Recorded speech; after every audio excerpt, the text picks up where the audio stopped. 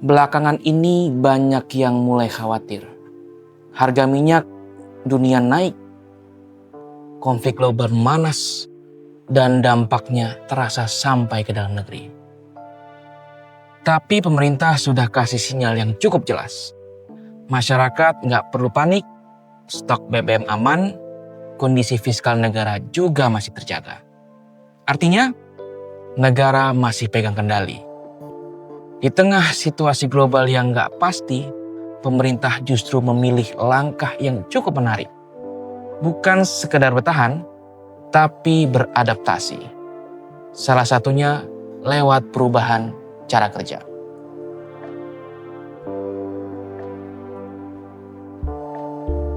Bukan cuma soal kerja dari kantor, tapi mulai geser ke sistem yang lebih fleksibel dan efisien.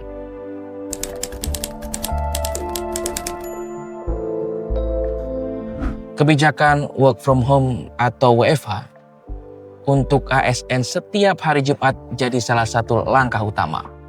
Sekilas, mungkin terdengar seperti bonus. Kerja dari rumah seminggu sekali. Tapi sebenarnya ini bukan soal kenyamanan. Ini soal strategi. Dengan sebagian ASN bekerja dari rumah, ada potensi penghematan energi yang cukup besar. Konsumsi listrik perkantoran bisa ditekan, mobilitas berkurang, konsumsi BBM juga ikut turun. Dan dampaknya nggak kecil. Potensi penghematan dari sisi negara bisa mencapai triliunan rupiah. Belum lagi, pengeluaran masyarakat untuk BBM yang juga ikut berkurang. Di sektor swasta, kebijakan ini juga didorong, terutama untuk sektor jasa dan teknologi, yang memang sudah siap secara sistem. Artinya, ini bukan kebijakan setengah-setengah. Ini perubahan pola kerja yang mulai didesain lebih efisien.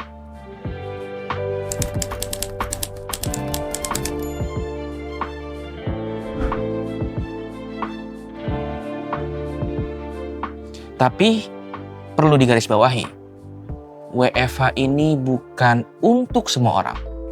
Ada sektor-sektor yang tetap harus jalan seperti biasa. Mulai dari layanan kesehatan, keamanan, kebersihan, administrasi kependudukan, semua tetap harus hadir langsung. Begitu juga sektor strategis seperti industri, energi, transportasi, logistik, sampai keuangan. Mereka nggak bisa tuh ikut-ikutan WFH. Dan ini penting, supaya kita nggak salah paham. Karena pemerintah juga sadar, fleksibilitas tetap harus diimbangi dengan tanggung jawab. Makanya, Tito Karnavian menegaskan, WFH bukan alasan untuk memperpanjang libur. ASN tetap harus kerja, tetap harus produktif. Bahkan, pengawasannya nggak main-main. Pemerintah akan pakai teknologi geolocation untuk memastikan ASN benar-benar bekerja, bukan sekedar online. Di sisi lain, pakar kebijakan publik Bonti Wiradinata juga menilai kebijakan ini tidak akan mengganggu produktivitas, terutama di sektor yang sudah berbasis digital. Selama sistemnya kuat, kerja dari manapun tetap bisa jalan.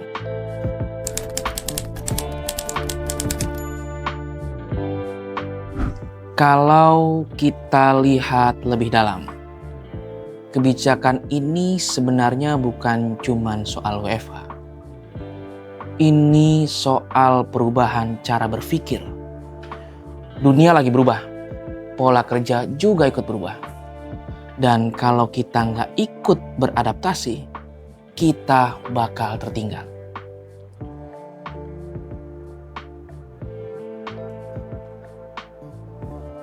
Pemerintah sedang mencoba menggeser budaya kerja dari yang serba konvensional jadi lebih fleksibel, lebih efisien, dan lebih responsif terhadap situasi global.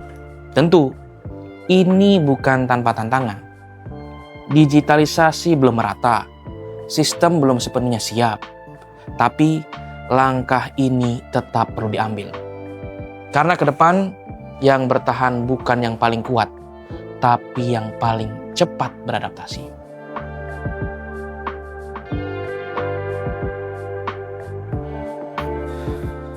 Dan sekarang, pertanyaannya sederhana. Apakah kita siap berubah atau justru nyaman dengan cara lama? Karena satu hal yang pasti, perubahan sudah dimulai.